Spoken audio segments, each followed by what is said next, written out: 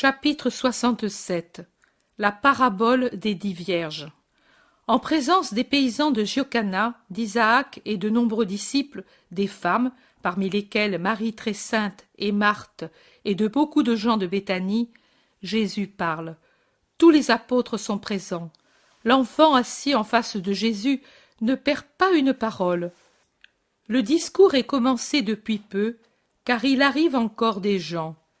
Jésus dit « Et c'est à cause de cette crainte que je vois si vive chez plusieurs que je veux vous proposer aujourd'hui une douce parabole, douce pour les hommes de bonne volonté, amère pour les autres, mais ces derniers ont le moyen de supprimer cette amertume, qu'ils deviennent, eux aussi, des gens de bonne volonté, et le reproche que la parabole fait naître dans leur conscience cessera d'exister.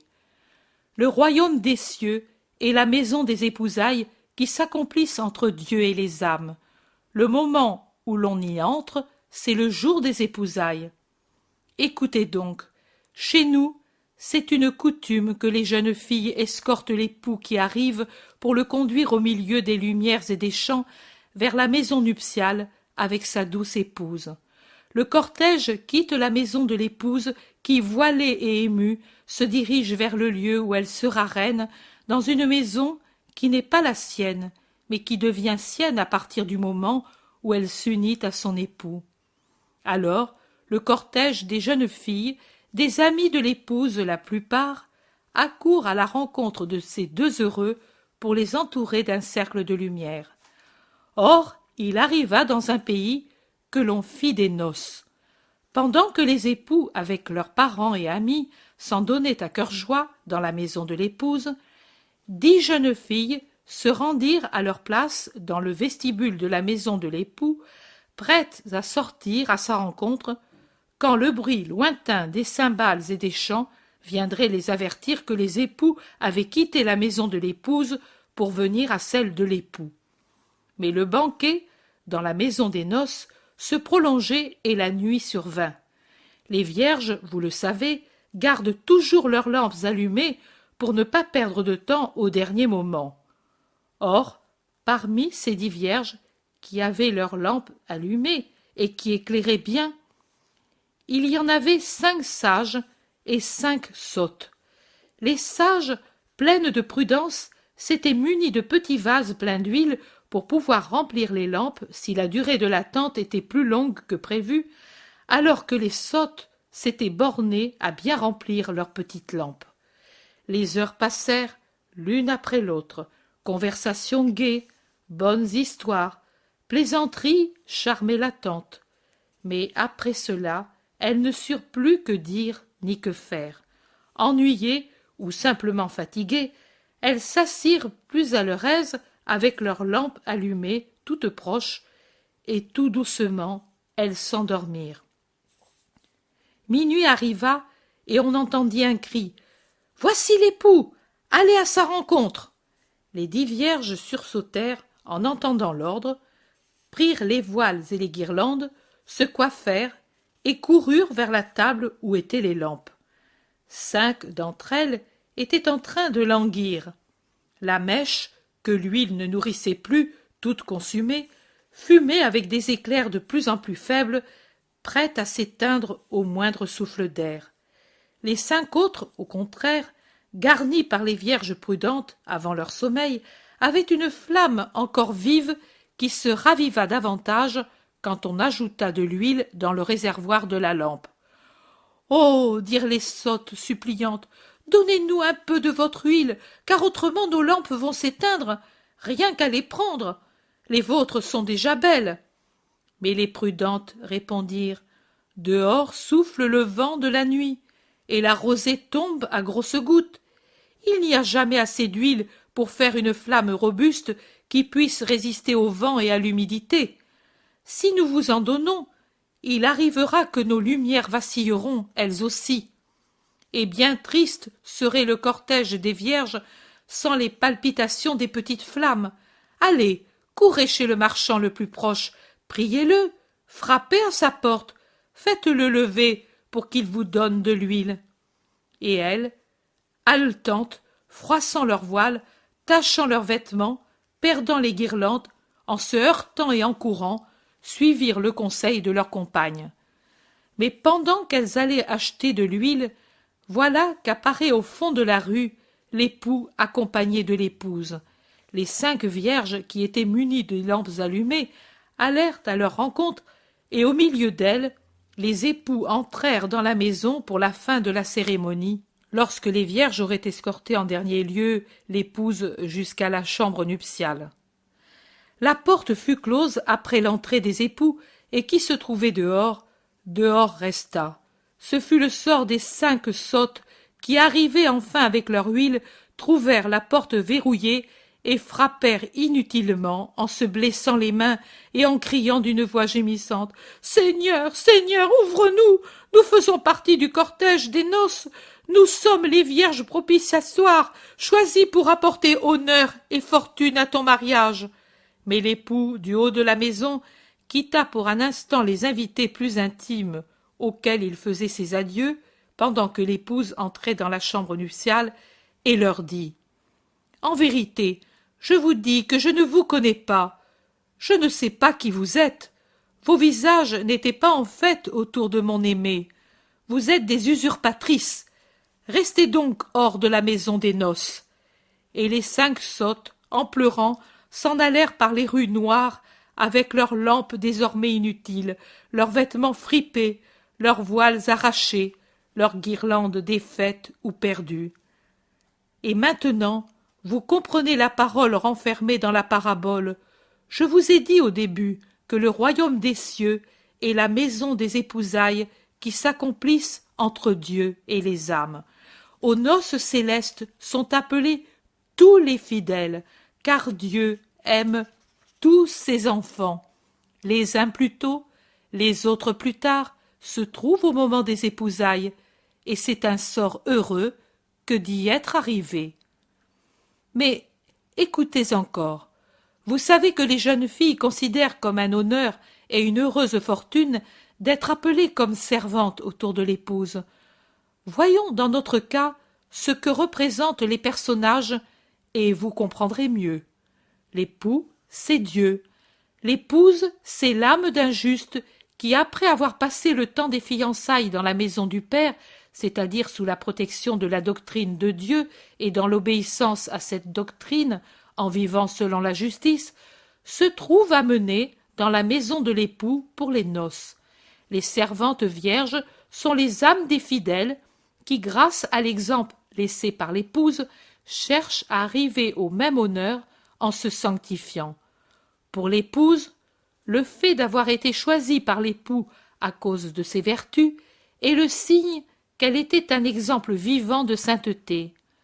Les jeunes filles sont en vêtements blancs, propres et frais, en voile blanc, couronnés de fleurs. Elles ont dans les mains des lampes allumées.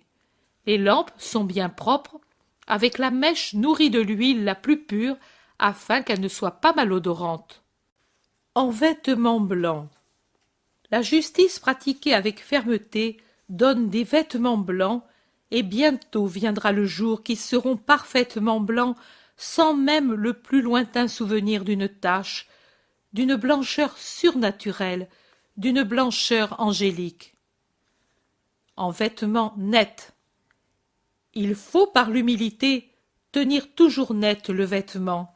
Il est si facile de ternir la pureté du cœur, et celui qui n'est pas pur en son cœur ne peut voir Dieu. L'humilité est comme l'eau qui lave. L'humble, parce que son œil n'est pas obscurci par la fumée de l'orgueil, s'aperçoit tout de suite qu'il a terni son vêtement. Il court vers son Seigneur et lui dit « J'ai perdu la netteté de mon cœur, je pleure pour me purifier, je pleure à tes pieds, et toi, mon soleil, blanchis mon vêtement par ton pardon bienveillant, par ton amour paternel. » En vêtements frais. Ô la fraîcheur du cœur! Les enfants la possèdent par suite d'un don de Dieu. Les justes la possèdent par un don de Dieu et par leur propre volonté. Les saints la possèdent par un don de Dieu et par une volonté allant jusqu'à l'héroïsme. Mais les pécheurs dont l'âme est en loques, brûlée, empoisonnée, salie, ne pourront-ils alors jamais plus avoir un vêtement frais? Oh oui, qu'ils peuvent l'avoir. Ils commencent à l'avoir du moment où ils se regardent avec mépris. Ils l'augmentent quand ils ont décidé de changer de vie. Le perfectionnent quand par la pénitence ils se lavent, se désintoxiquent, se soignent, refont leur pauvre âme. Avec l'aide de Dieu qui ne refuse pas son secours, à qui demande son aide sainte, par leur propre volonté, portés à un degré qui dépasse l'héroïsme, car en eux, il n'y a pas lieu de protéger ce qu'ils possèdent, mais de reconstruire ce qu'ils ont abattu. Donc, effort double et triple et septuple, et enfin, par une pénitence inlassable, implacable à l'égard du moi qui était pécheur, ils ramènent leur âme à une nouvelle fraîcheur enfantine, rendue précieuse par l'expérience qui fait d'eux des maîtres, pour ceux qui autrefois étaient comme eux, c'est-à-dire pécheurs. En voile blanc, l'humilité. J'ai dit, quand vous priez ou faites pénitence, faites en sorte que le monde ne s'en aperçoive pas. Dans les livres sapientiaux, il est dit, il n'est pas bien de révéler le secret du roi. L'humilité est le voile blanc que l'on met pour le défendre sur le bien que l'on fait et sur le bien que Dieu nous accorde. Ne pas se glorifier de l'amour privilégié que Dieu nous accorde, ne pas chercher une sotte gloire humaine. Le don serait tout de suite enlevé.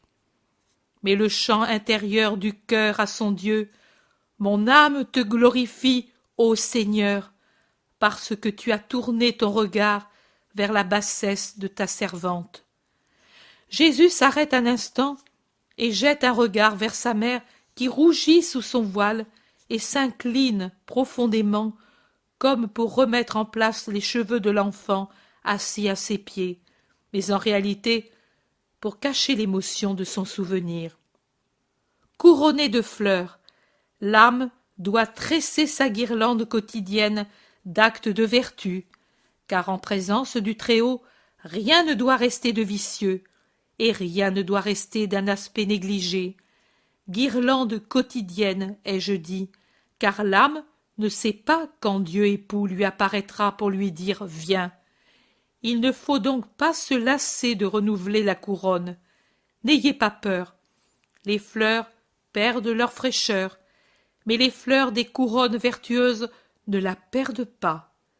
L'ange de Dieu, que chaque homme a à côté de lui, recueille ces guirlandes quotidiennes et les apporte au ciel, et on en fera un trône au nouveau bienheureux quand il entrera comme épouse dans la maison nuptiale.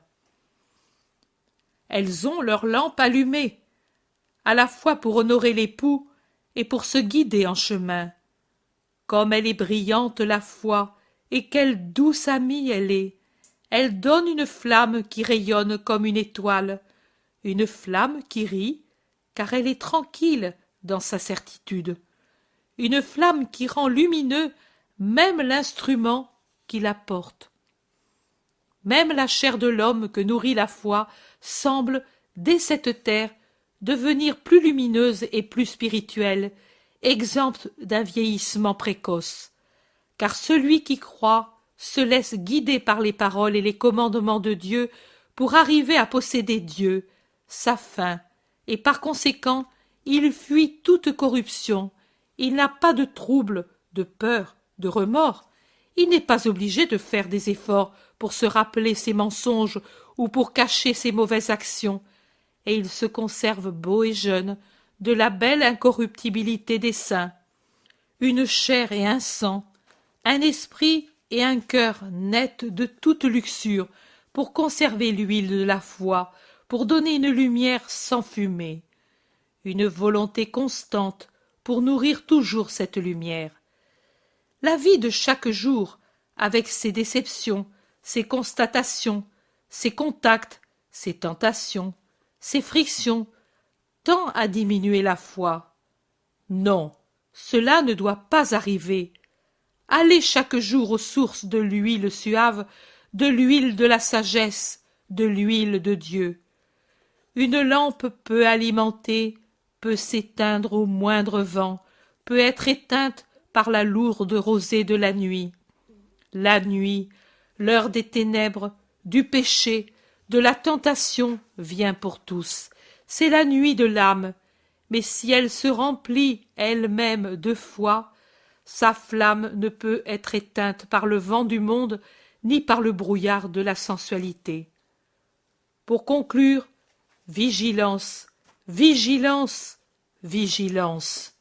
L'imprudent qui ose dire « Oh, Dieu viendra à un moment où j'aurai encore la lumière en moi », qui se met à dormir au lieu de veiller, à dormir dépourvu de ce qu'il faut pour se lever promptement au premier appel, qui attend le dernier moment pour se procurer l'huile de la foi ou la mèche résistante de la bonne volonté, court le risque de rester dehors à l'arrivée de l'époux. Veillez donc avec prudence, avec constance, avec pureté, avec confiance, pour être toujours prêt à l'appel de Dieu, car en réalité, vous ne savez pas quand il viendra. Mes chers disciples, je ne veux pas vous amener à avoir peur de Dieu, mais plutôt à avoir foi en sa bonté.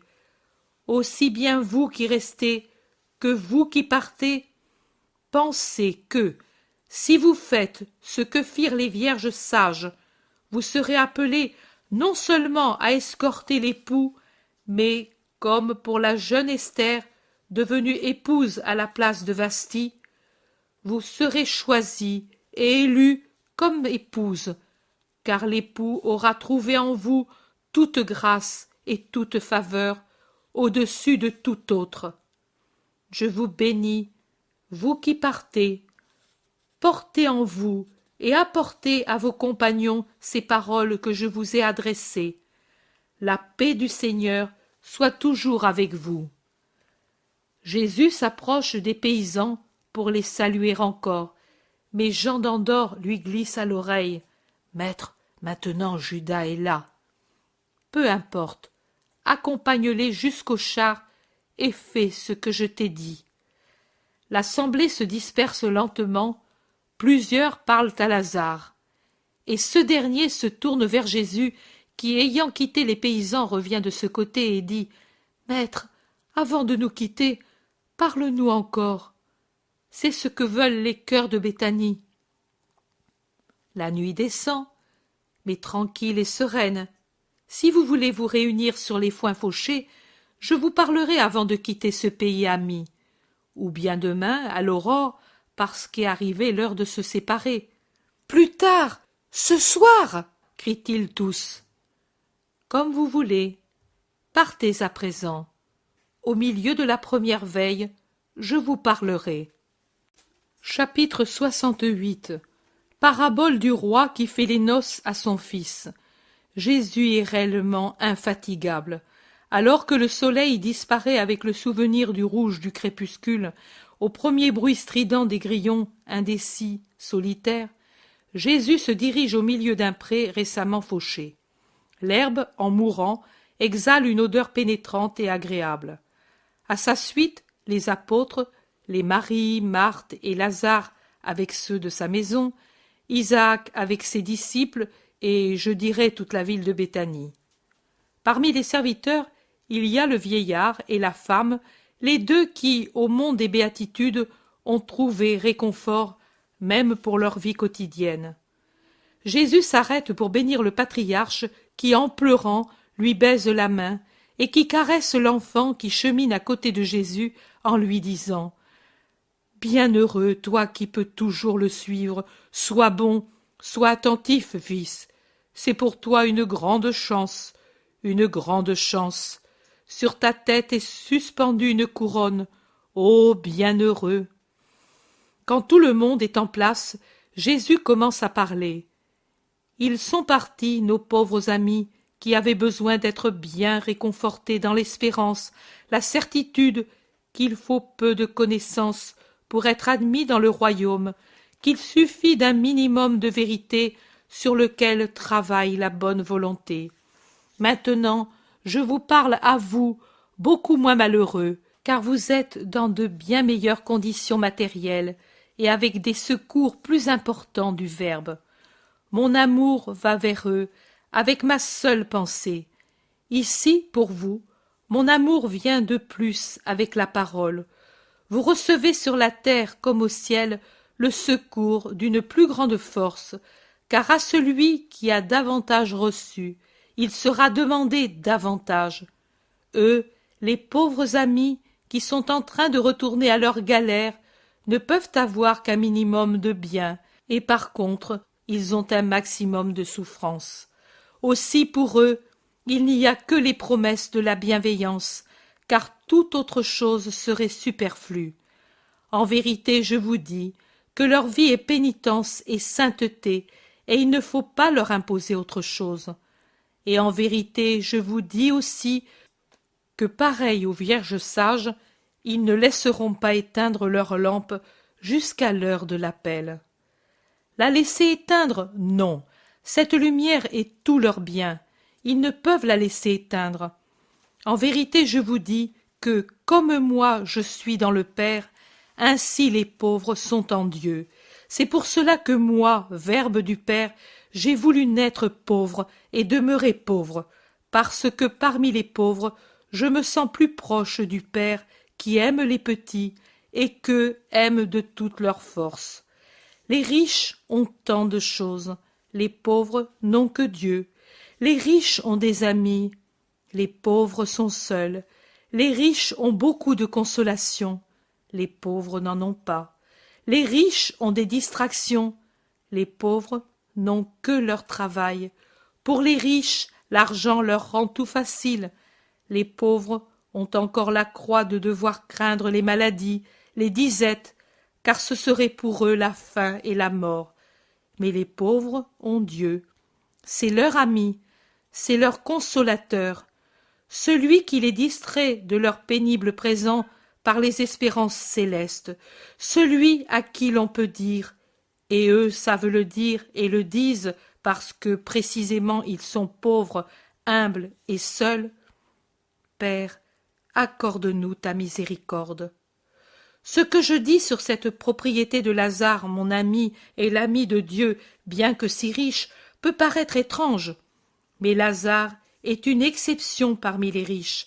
Lazare est arrivé à cette vertu qu'il est très difficile de trouver sur la terre et encore plus difficile à pratiquer pour l'enseigner à autrui. La vertu de la liberté à l'égard des richesses. Lazare est juste, il ne s'en offense pas, il ne peut s'en offenser, car il sait que lui est le riche pauvre et que par conséquent il n'est pas atteint par mon reproche caché. Lazare est juste, il reconnaît que dans le monde des grands, il en est comme je dis. Je parle donc et je dis, en vérité, je vous dis qu'il est beaucoup plus facile à un pauvre qu'à un riche d'être en Dieu, et au ciel de mon Père et du vôtre, beaucoup de sièges seront occupés par ceux qui sur la terre ont été méprisés, étant les plus petits, comme la poussière que l'on piétine. Les pauvres gardent en leur cœur les perles de la parole de Dieu. Elles sont leur unique trésor. Celui qui n'a qu'une seule richesse veille sur elle.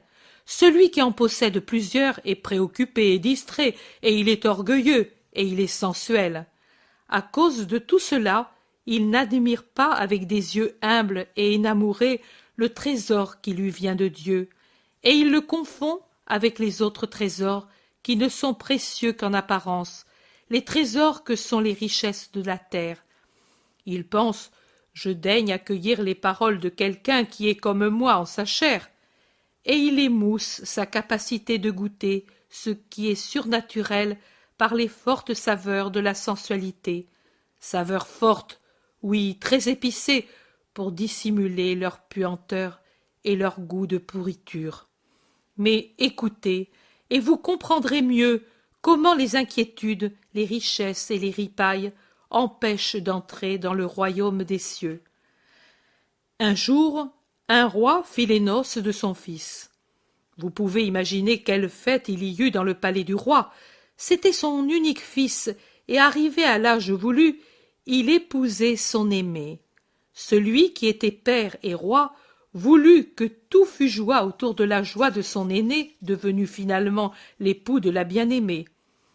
Parmi les nombreuses fêtes nuptiales, il fit aussi un grand repas, et il le prépara à loisir, veillant sur chaque détail pour que ce fût une réussite magnifique, digne des noces du fils de roi.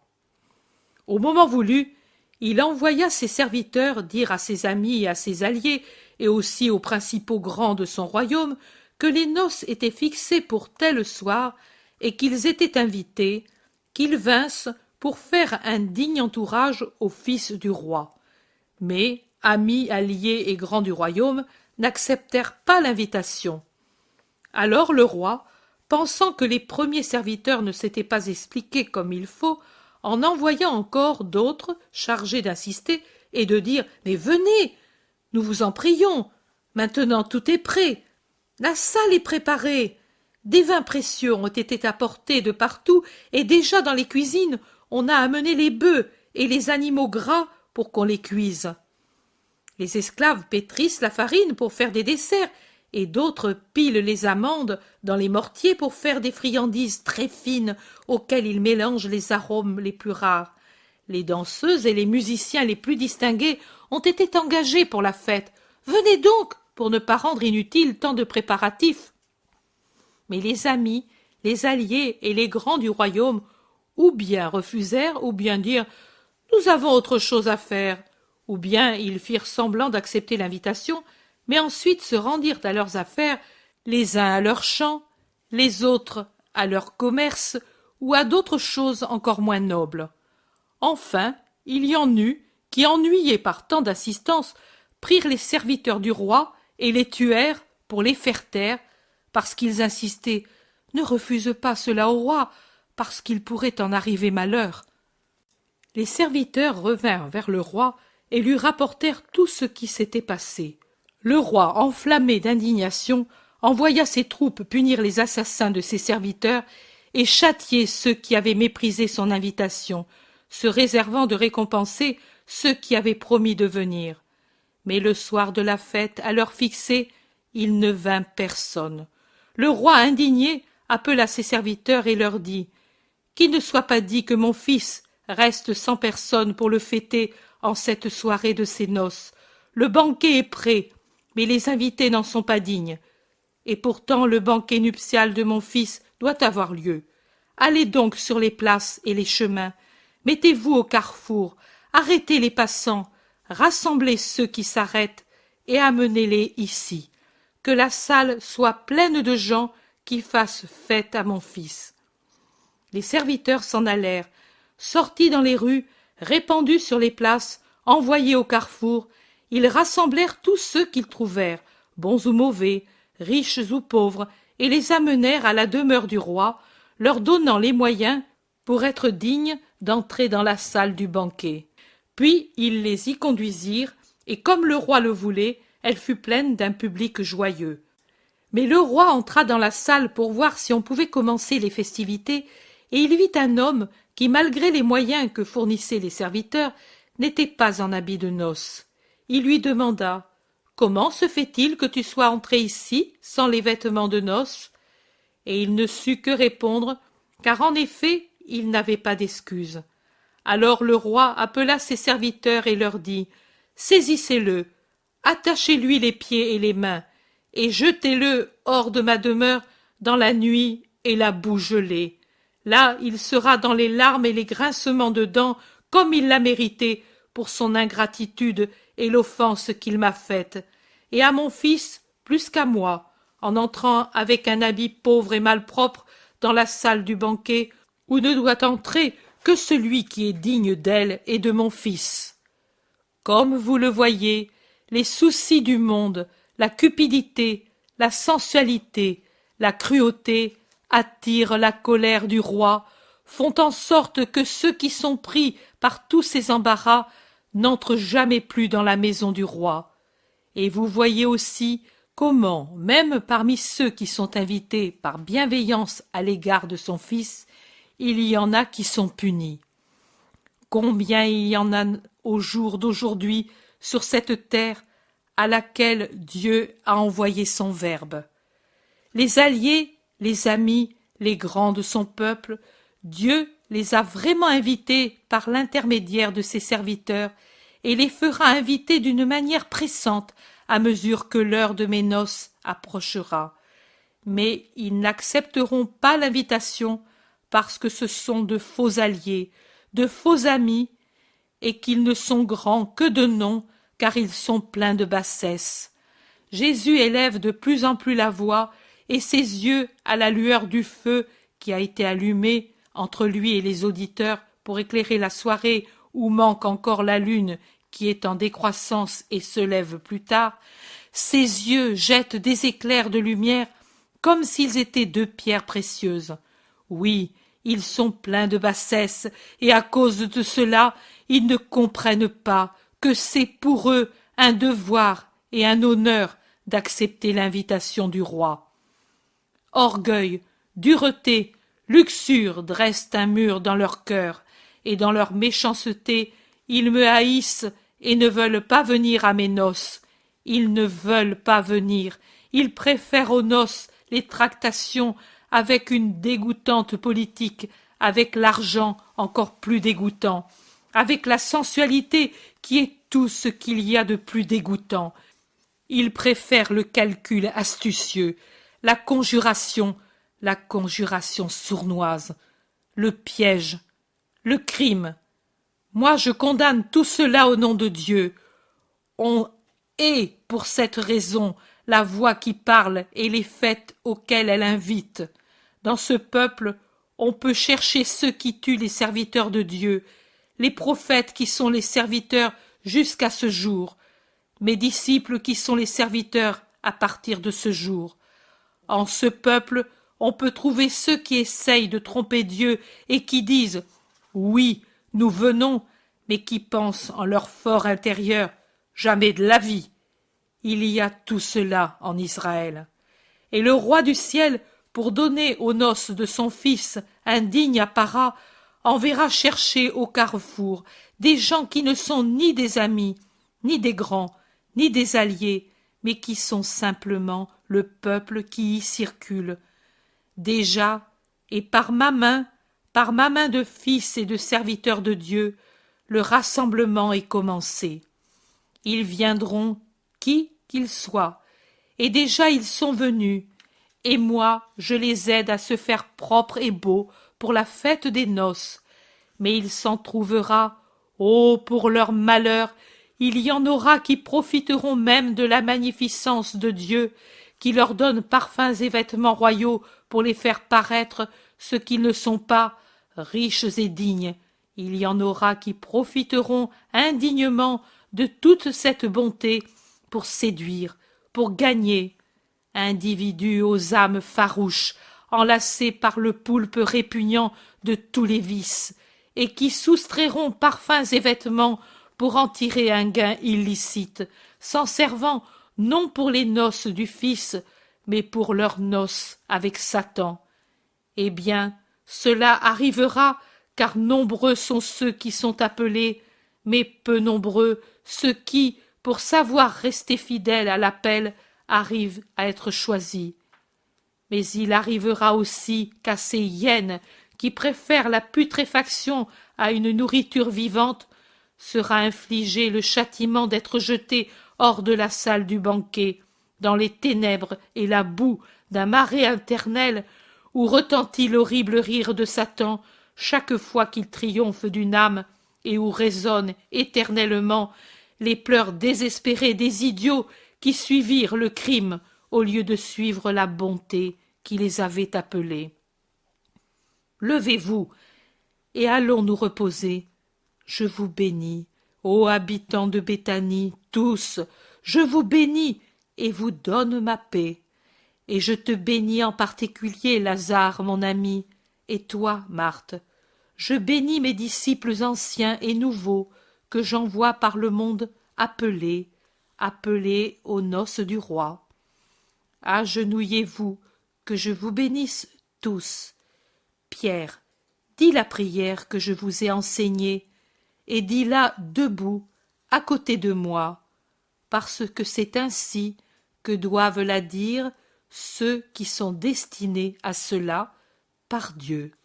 L'assemblée s'agenouille tout entière sur le foin.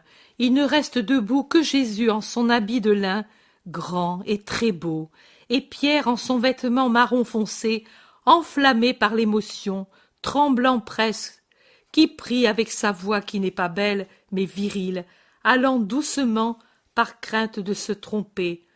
Notre Père. On entend quelques sanglots d'hommes et de femmes. Marc-Jiam, agenouillé devant Marie, qui lui tient ses petites mains jointes, regarde Jésus avec un sourire d'ange et dit doucement « Regarde, mère, comme il est beau, et comme il est beau aussi, mon père, il semble être au ciel. Maman est-elle ici qui nous regarde ?» Et Marie, dans un murmure qui se termine par un baiser, répond « Oui, chérie, elle est ici, et elle apprend la prière. » « Et moi, est-ce que je l'apprendrai ?»« Elle la murmurera à ton âme pendant que tu dors, et moi je te la répéterai pendant le jour. » L'enfant incline sa tête brune sur la poitrine de Marie et reste ainsi, pendant que Jésus bénit avec la toujours solennelle bénédiction mosaïque. Puis tous se lèvent et regagnent leur maison. Seul Lazare suit encore Jésus, entre avec lui dans la maison de Simon pour rester encore avec lui. Tous les autres entrent aussi. L'Iscariote se met dans un coin à demi obscur, mortifié. Il n'ose pas s'approcher tout près de Jésus comme font les autres. Lazare se félicite avec Jésus. Il dit « Oh, cela me fait de la peine de te voir partir, mais je suis plus content que si je t'avais vu partir avant-hier. »« Pourquoi, Lazare ? » ?»« Parce que tu me paraissais tellement triste et fatigué. Tu ne parlais pas, tu souriais peu. Hier et aujourd'hui, tu es redevenu mon saint et doux maître, et cela me donne tant de joie. » « Je l'étais, même si je me taisais. »« Tu l'étais, mais tu es sérénité et parole. Nous voulons cela de toi, nous buvons notre force à ces fontaines. » Et alors, ces fontaines paraissaient taries, nous souffrions de la soif. Tu vois que même les gentils en sont étonnés et sont venus les chercher. L'Iscariote, auquel s'était approché Jean de Zébédée, ose parler. « C'est vrai, il m'avait demandé à moi aussi, car j'étais tout près de l'Antonia, espérant te voir. »« Tu savais où j'étais, » répond brièvement Jésus. « Je le savais, mais j'espérais que tu n'aurais pas déçu ceux qui t'attendaient. Même les Romains ont été déçus. Je ne sais pourquoi tu as agi ainsi. » « Et c'est toi qui me le demandes. N'es-tu pas au courant des humeurs du Sanhédrin, des pharisiens, d'autres encore à mon égard ? » « Quoi ? Tu aurais eu peur ? » ?»« Non, j'avais la nausée. L'an dernier, quand j'étais seule, moi seule contre tout un monde qui ne savait pas même si j'étais prophète, j'ai montré que je n'avais pas peur, et je t'ai gagné par l'audace que j'ai montrée. J'ai fait entendre ma voix contre tout un monde qui criait. J'ai fait entendre la voix de Dieu à un peuple qui l'avait oublié. J'ai purifié la maison de Dieu des souillures matérielles qui s'y trouvaient, n'espérant pas la laver des souillures morales bien plus graves qui y ont leur nid. Je n'ignore pas en effet l'avenir des hommes, mais c'était pour faire mon devoir par zèle pour la maison du Seigneur éternel, devenu le séjour bruyant de changeurs malhonnêtes, d'usuriers, de voleurs, pour secouer de leur torpeur ceux que des siècles de négligence sacerdotale avaient fait tomber dans une léthargie spirituelle. C'était la sonnerie de rassemblement pour mon peuple, pour l'amener à Dieu. Cette année, je suis revenu, et j'ai vu que le temple est toujours le même, qu'il est pire encore. Ce n'est plus un repère de voleurs, mais l'endroit où l'on fait conjure. Et puis, il deviendra le siège du crime, et puis un lupanar, et puis finalement il sera détruit par une force plus puissante que celle de Samson, et l'on en chassera une caste indigne de s'appeler sainte. Inutile de parler en ce lieu où, tu t'en souviens, il me fut interdit de parler. Peuple traître, peuple empoisonné en ses chefs, qui ose interdire à la parole de Dieu de parler dans sa maison. Cela me fut interdit. Je me suis tu, par amour pour les plus petits.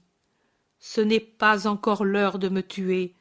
Trop de gens ont besoin de moi, et mes apôtres ne sont pas encore assez forts pour recevoir dans leurs bras mes enfants, le monde. Ne pleure pas, mère, toi qui es bonne.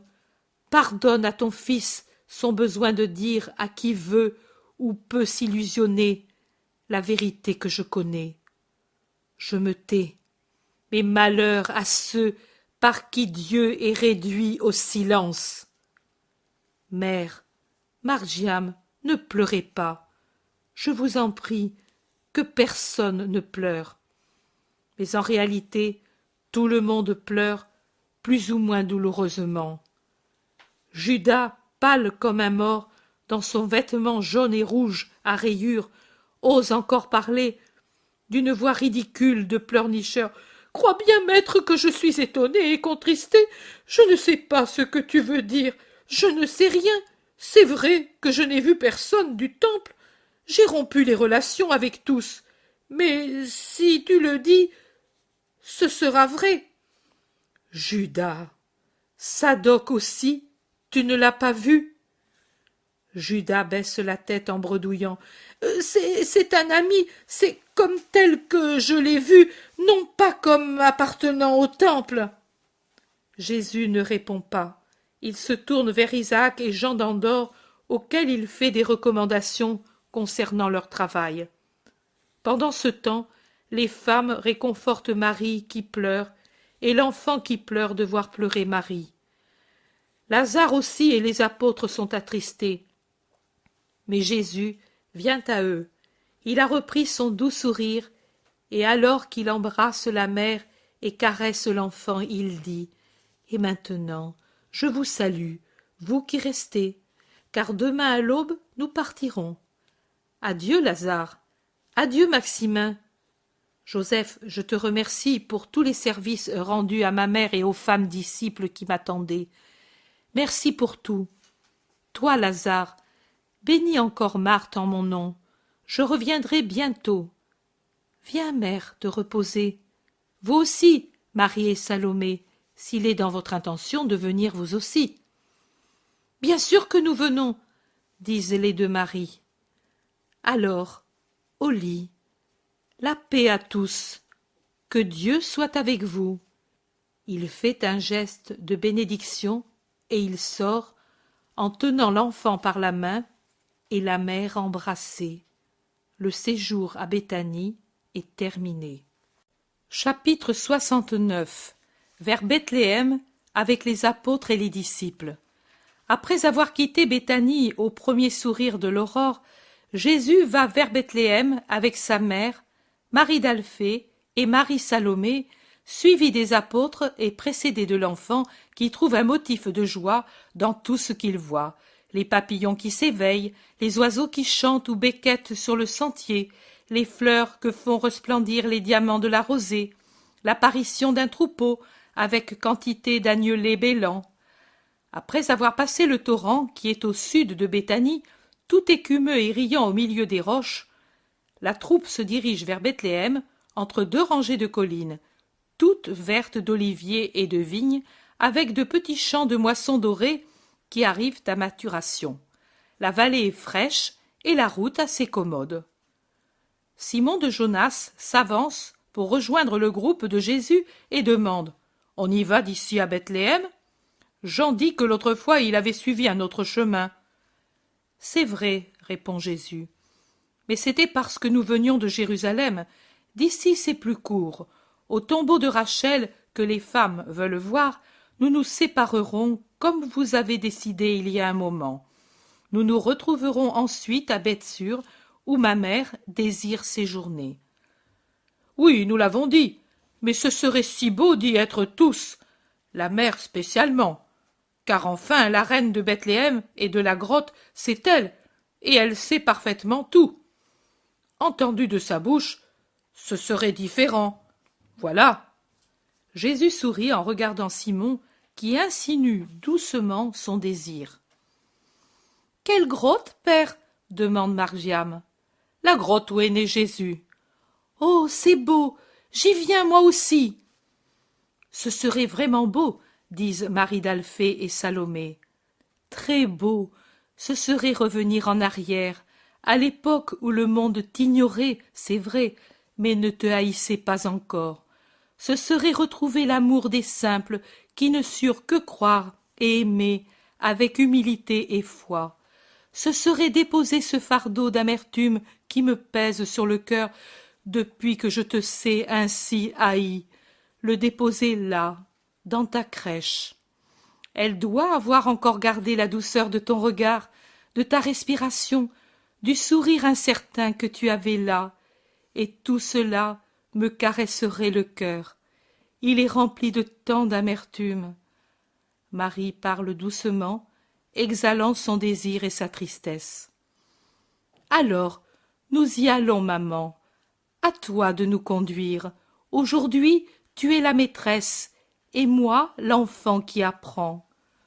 Oh, fils, non, tu es toujours le maître. Non, maman, Simon de Jonas a bien parlé. Sur la terre de Bethléem, c'est toi qui es la reine. Ce fut ton premier château, Marie, descendante de David. Conduis ce petit peuple dans ta demeure. Iscariote va parler, mais il se tait.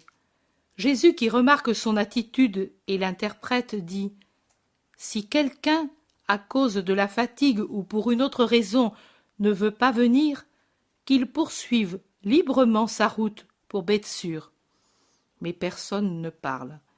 Ils continuent leur route par la fraîche vallée, orientée d'est en ouest, puis ils tournent légèrement vers le nord, côtoient une colline qui se dresse là, et rejoignent ainsi la route qui de Jérusalem conduit à Bethléem, justement à côté du cube surmonté d'une coupole ronde du tombeau de Rachel. Tous s'approchent pour prier avec respect.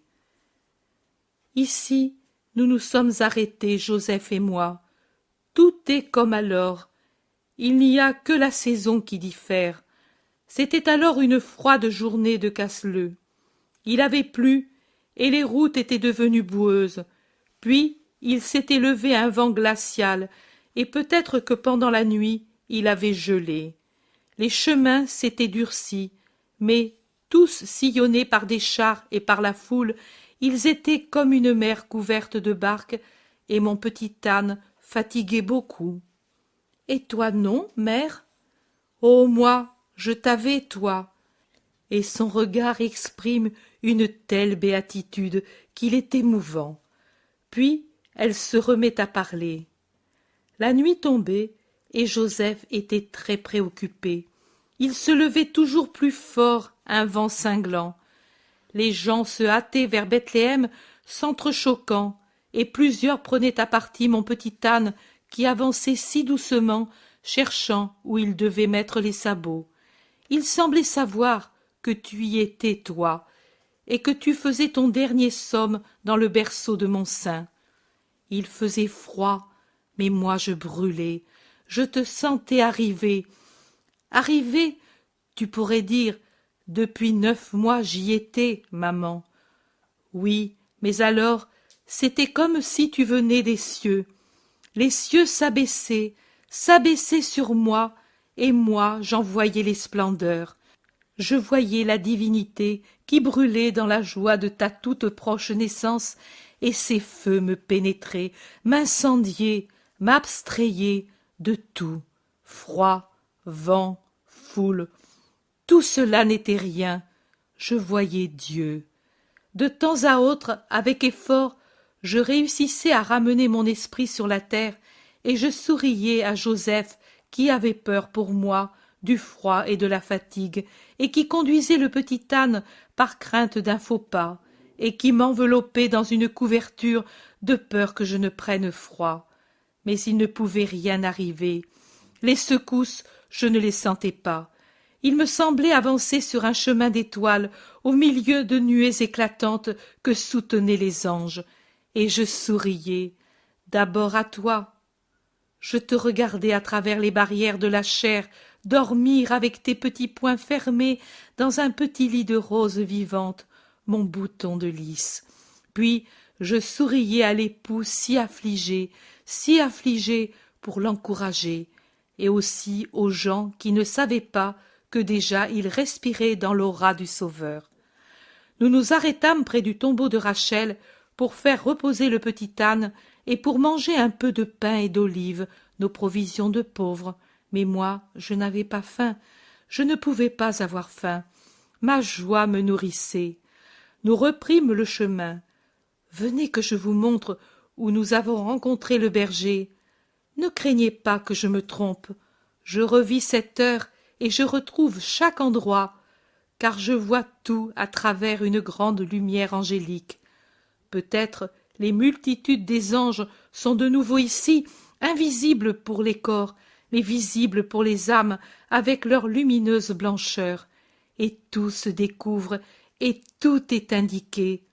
Eux ne peuvent se tromper, et ils me conduisent, pour ma joie et votre joie. Voici, c'est de ce champ à celui-là que vint Élie avec ses brebis, et Joseph lui demanda du lait pour moi. Et c'est ici, dans ce pré, que nous nous sommes arrêtés pendant qu'il trayait le lait chaud et nourrissant, et qu'il donnait ses conseils à Joseph. Venez, venez, voici le sentier du dernier vallon avant Bethléem. Nous l'avons pris parce que la route principale aux abords de Bethléem était encombrée de gens et de montures. Voici Bethléem, ô chère, chère terre de mes pères, qui m'a donné le premier baiser de mon fils. Tu es ouverte, bonne et odorante comme le pain dont tu portes le nom, pour donner le vrai pain au monde qui meurt de faim.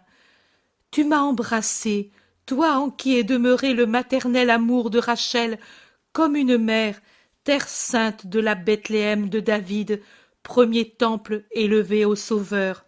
À l'étoile du matin, née de Jacob, pour enseigner la route des cieux à toute l'humanité.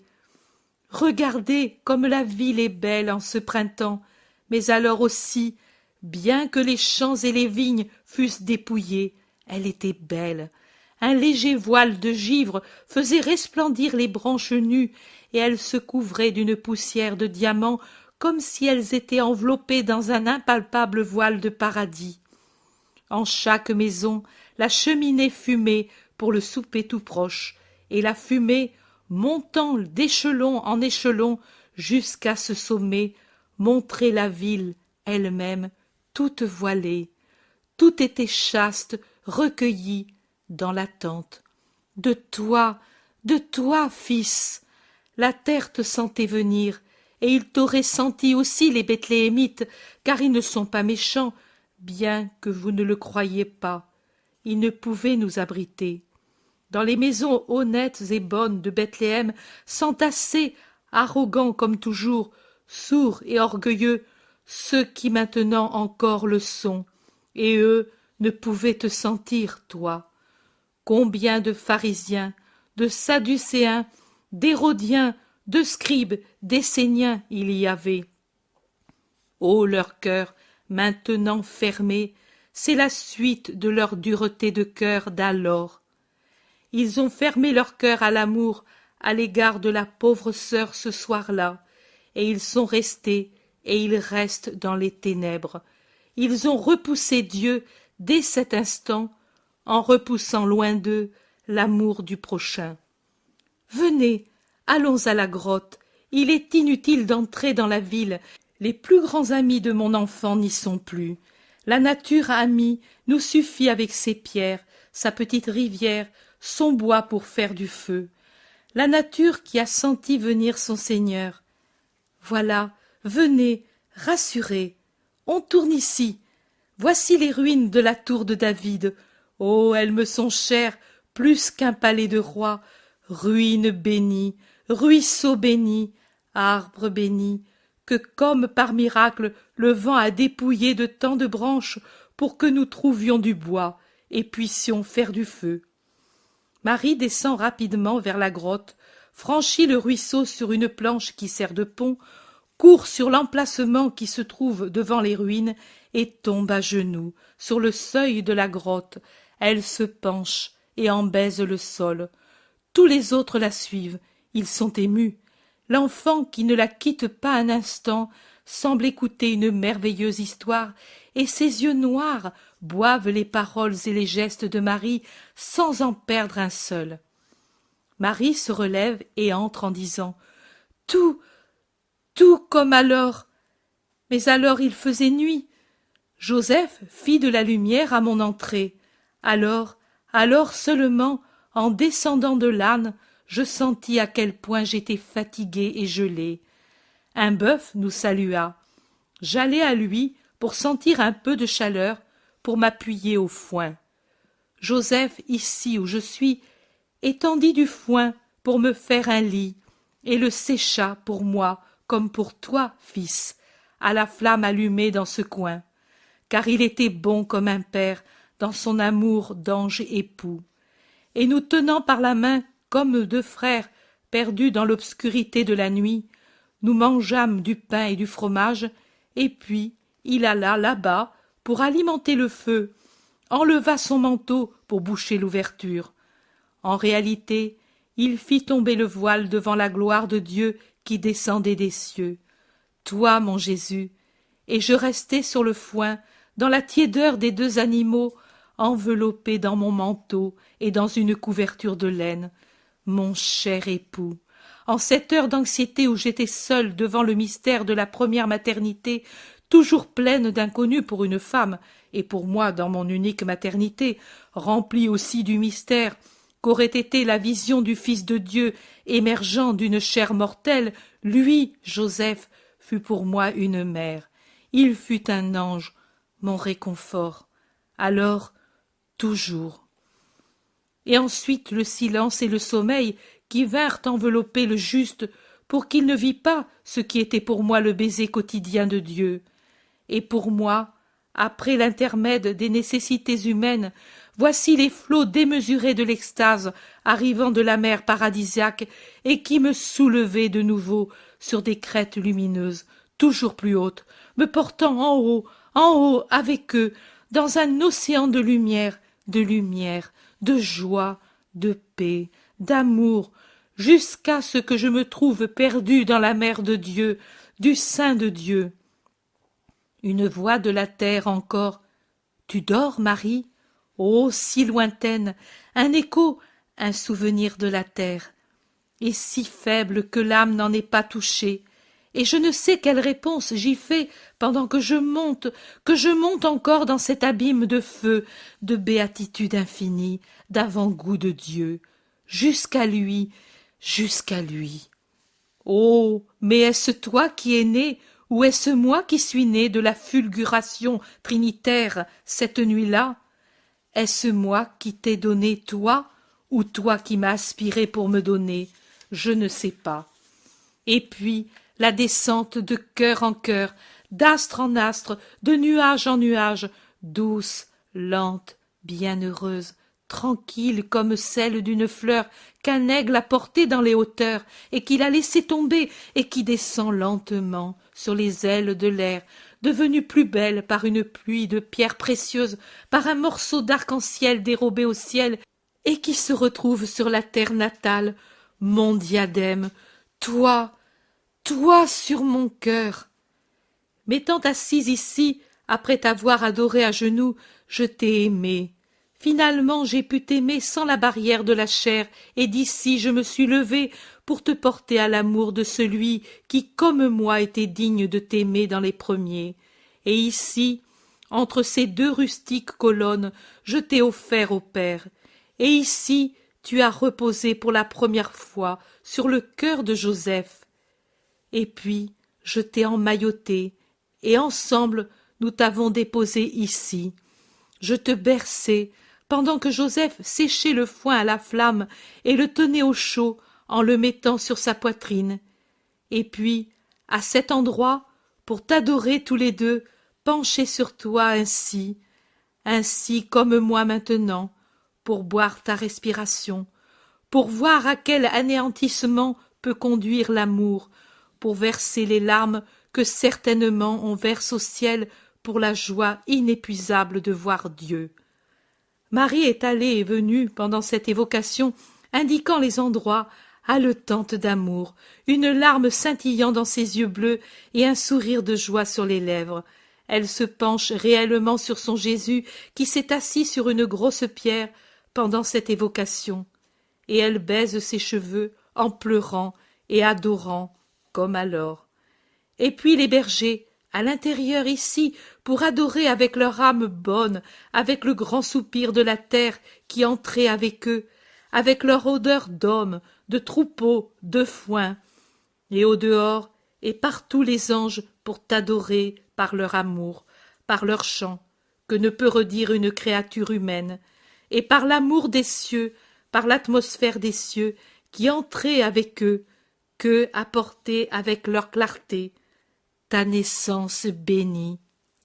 Marie s'est agenouillée à côté de son fils, et elle pleure d'émotion, la tête appuyée sur ses genoux.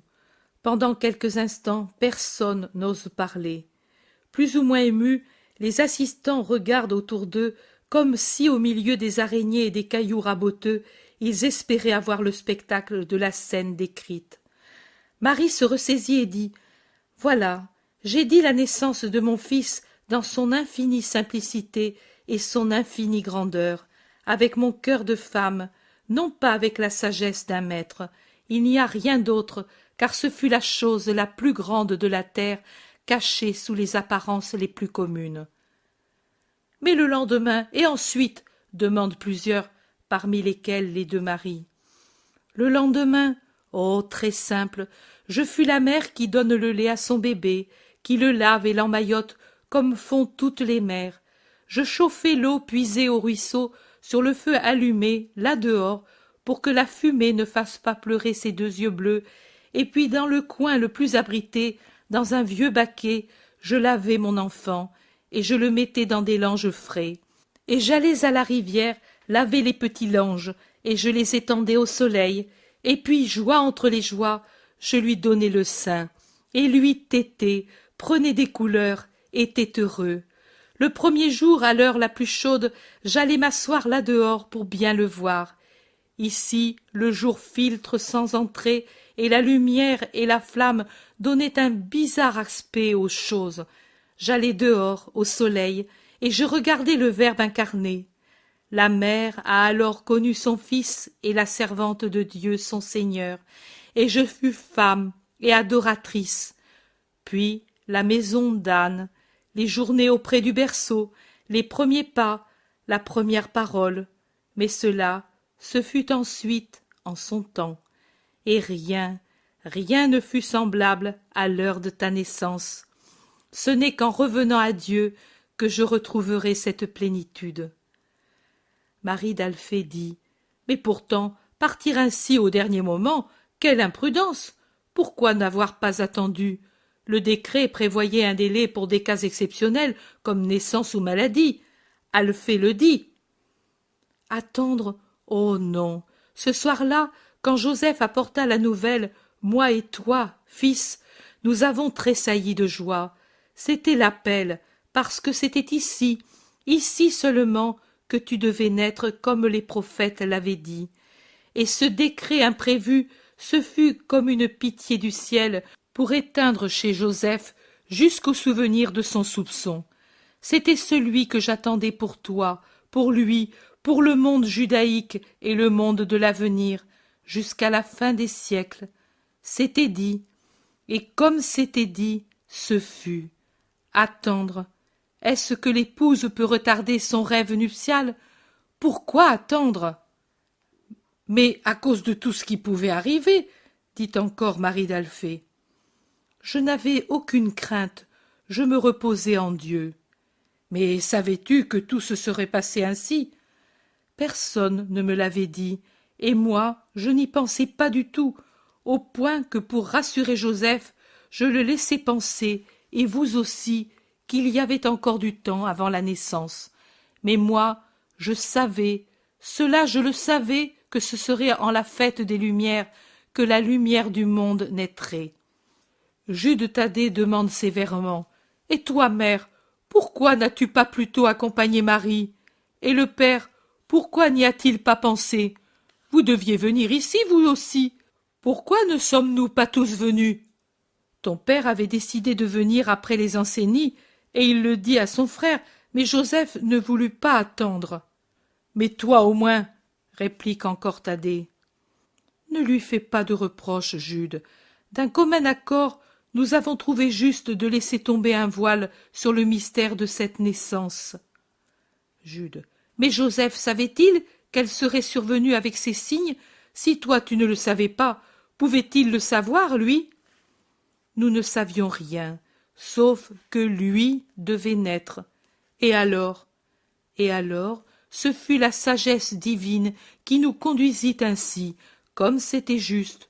La naissance de Jésus, sa présence dans le monde, devait apparaître privée de tout ce qui aurait été étonnant et qui aurait excité Satan. Et vous voyez que la rancœur actuelle de Bethléem à l'égard du Messie est une conséquence de la première manifestation du Christ. La haine du démon utilisa cette révélation pour faire répandre le sang et pour, par le sang répandu, répandre la haine.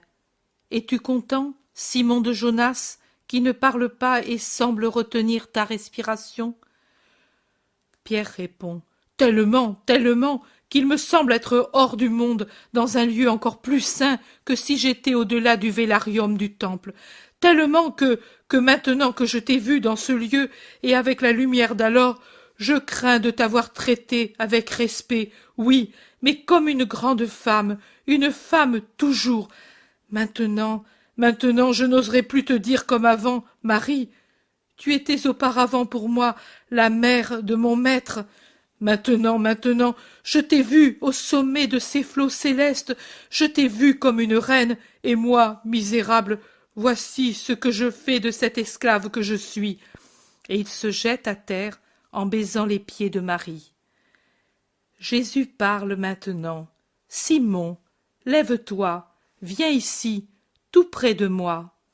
Pierre va à la gauche de Jésus, car Marie est à sa droite. Que sommes-nous maintenant? Demande Jésus. Nous? Mais il y a Jésus, Marie et Simon. C'est bien. Mais combien sommes-nous? 3, maître. Une trinité alors. Un jour, au ciel, dans la divine Trinité, il vint une pensée. Il est temps que le Verbe aille sur la terre, et avec une palpitation d'amour, le Verbe vint sur la terre. Il se sépara donc du Père et de l'Esprit Saint. Il vint travailler sur la terre. Au ciel, les deux qui étaient restés contemplèrent les œuvres du Verbe, restant plus unis que jamais, pour répandre la pensée et l'amour, pour aider la parole qui œuvrait sur la terre.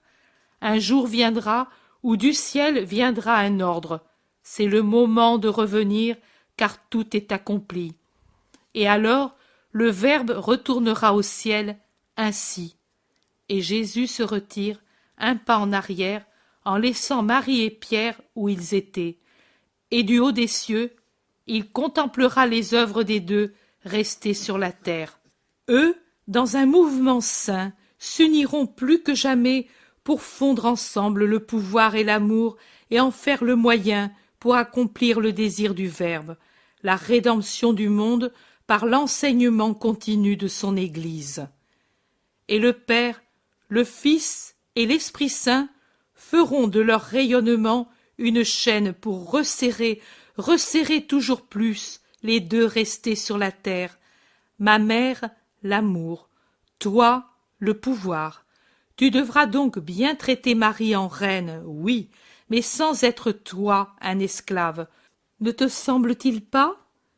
Ce qui me semble, c'est tout ce que tu veux. Je suis anéanti. Moi, le pouvoir?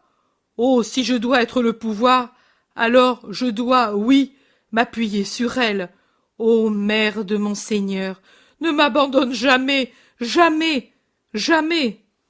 N'aie pas peur, je te tiendrai toujours par la main, ainsi, comme je faisais à mon bébé, jusqu'à ce qu'il fût capable de marcher seul. Et après? Et après, je te soutiendrai par la prière. Allons, Simon, ne doute jamais de la puissance de Dieu. Je n'en ai pas douté, moi, ni Joseph. Toi non plus, tu ne dois pas douter. Dieu nous donne son secours, heure après heure, si nous restons humbles et fidèles. Maintenant, venez dehors, près du ruisseau, à l'ombre de ce bon arbre. Si l'été était plus avancé, il vous donnerait ses pommes, en plus de son ombre. Venez, nous allons manger avant de partir. Où, mon fils? À Jala, c'est tout près, et demain nous irons à Bethsur. Il s'assoit à l'ombre du pommier, et Marie se met contre son tronc robuste. Barthélemy la regarde fixement, si jeune et encore célestement animée par l'évocation qu'elle a faite, recevoir de son fils la nourriture qu'il a bénite et lui sourire d'un regard d'amour. Et il murmure: à son ombre je me suis assise, et sa nourriture est douce à mon palais. Jude Thaddée lui répond: c'est vrai, elle languit d'amour, mais on ne peut certainement pas dire que c'est sous un pommier qu'elle a été réveillée. Et pourquoi pas, frère? Qu'en savons-nous des secrets du roi? Répond Jacques d'Alphée. Et Jésus, en souriant: la nouvelle Ève a été conçue par la pensée au pied du pommier du paradis, pour que son sourire et ses larmes mettent en fuite le serpent et désintoxiquent le fruit empoisonné. Elle est devenue l'arbre du fruit rédempteur. Venez, amis, et mangez-en, car se nourrir de sa douceur, c'est se nourrir du miel de Dieu. Maître, réponds à un désir de savoir que j'ai depuis longtemps. Le cantique que nous citons prévoit-il Marie? Demande doucement Barthélemy, pendant que Marie s'occupe de l'enfant et parle avec les femmes.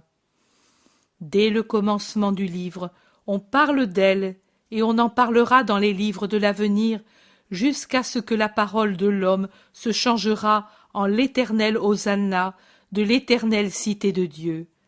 Et Jésus se tourne vers les femmes. Comme on voit qu'il vient de David, quelle sagesse, quelle poésie, dit le zélote en parlant à ses compagnons. Voilà, interrompt l'Iscariote, qui, encore sous l'impression de la veille, parle peu, tout en cherchant à retrouver la liberté qu'il avait auparavant. Voilà, je voudrais comprendre pourquoi devait vraiment se produire l'incarnation. Dieu seul peut parler de façon à vaincre Satan. Dieu seul peut avoir le pouvoir de racheter, et je n'en doute pas. Cependant, voilà, il me semble que le Verbe pouvait se dégrader moins qu'il ne l'a fait en naissant, comme tous les hommes, en s'assujettissant aux misères de l'enfance et au reste. N'aurait-il pas pu apparaître sous une forme humaine, déjà adulte, sous les apparences d'un adulte, ou, s'il voulait vraiment avoir une mère, en choisir une, mais adoptive, comme il a fait pour le père? Il me semble qu'une fois, je le lui ai demandé, mais il ne me répondit pas longuement, ou bien je ne me souviens pas. Thomas dit: demande-le lui, puisque nous sommes dans le sujet. Moi, non, je l'ai fâché, et je ne me sens pas encore pardonné. Demandez-le lui, pour moi. Jacques de Zébédée riposte: mais excuse-nous, nous acceptons tout sans tant d'explications. Et c'est à nous de poser des questions? Ce n'est pas juste. Qu'est-ce qui n'est pas juste? Demande Jésus. Un silence, et puis le zélote se fait l'interprète de tous et répète les questions de Judas de Kériote et les réponses des autres. Moi, je ne garde pas rancune. C'est la première chose que je dois dire. Je fais les observations que je dois faire. Je souffre et je pardonne. Ceci dit, pour qui éprouve la peur qui est encore le fruit de son trouble. En ce qui concerne mon incarnation réelle, je dis, il est juste qu'il en ait été ainsi. Dans l'avenir, beaucoup et beaucoup, tomberont dans des erreurs au sujet de mon incarnation. Ils me prêteront précisément les formes que Judas voudrait que j'eusse pris.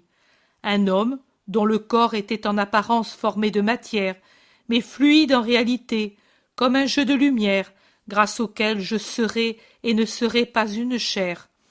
Et elle existerait, sans vraiment exister, la maternité de Marie. En vérité, je suis une chair, et Marie est la mère du Verbe fait chair. Si l'heure de ma naissance ne fut qu'extase, c'est parce qu'elle est la nouvelle Ève qui ne porte pas le poids de la faute ni l'héritage du châtiment. Mais cela n'a pas été pour moi une dégradation de reposer en elle. Est-ce que par hasard la manne était avilie du fait qu'elle était dans le tabernacle? Non, elle était au contraire honorée de se trouver en ce lieu. D'autres diront que moi, n'étant pas une chair réelle, je n'ai pas enduré la souffrance ni la mort durant mon séjour sur la terre. Oui, ne pouvant nier mon existence, on niera la réalité de mon incarnation ou la vérité de ma divinité. Non, en vérité, je suis un éternellement avec le Père, et je suis uni à Dieu en tant que chair, car l'amour peut avoir rejoint ce qui ne peut être rejoint dans sa perfection, en se revêtant de chair pour sauver la chair. À toutes ces erreurs répond ma vie entière, qui donne son sang depuis ma naissance jusqu'à ma mort, et qui est assujettie à tout ce qu'elle partage avec l'homme, à l'exception du péché. Né, oui, d'elle. Et pour votre bien. Vous ne savez pas à quel point s'adoucit la justice du moment qu'elle a la femme comme collaboratrice. Es-tu satisfait, Judas? Oui, maître. Fais en sorte que toi aussi tu me satisfasses. L'Iscariote baisse la tête confus, et peut-être est-il réellement touché par tant de bonté. La halte se prolonge sous l'ombre fraîche du pommier. Certains dorment, d'autres sommeillent, mais Marie se lève et retourne dans la grotte, et Jésus la suit.